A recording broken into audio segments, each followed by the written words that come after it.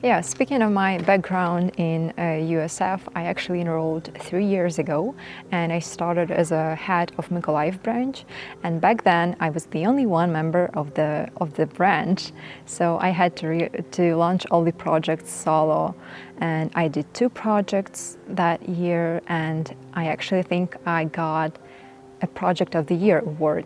So the first one was like a school of a governor, and unfortunately we had to launch it online due to the COVID. And the second one was about problems of democracy that was quite controversial. So in Ukraine? Yeah, sure. Problem For okay. Ukrainians. Yeah. I was actually invited for the conference in Vienna in November 2022, and it was empowering cross-cultural experience, which helped me to see all the common traces in our organization and theirs, and actually to see the difference of our tools, like tools we use to promote the ideas of democracy and liberty. The main difference between us and SFL is that their focus is educational promotion of liberty, and ours is probably action and meetings and protests and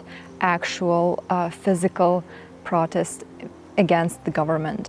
The war and full-scale invasion changed my life drastically. I had to migrate from the south and evacuate my young brother to Ivano-Frankivsk, where we are now. And back then I felt that I have to feed my small family now and contribute to the dramatic dynamics of the front line, like to donate.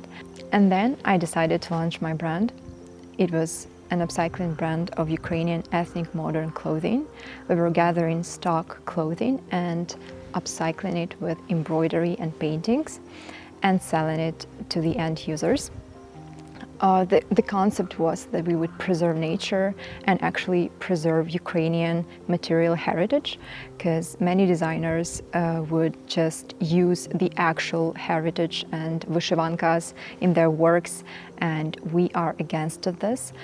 That was actually the main impulse that inspired me to do something on my own and to have that revenue stream so I could donate. And we started with donating 20% of our revenue, actually of our income. And yes, it is a trend now in Ukraine, because we feel that every business should impact the war.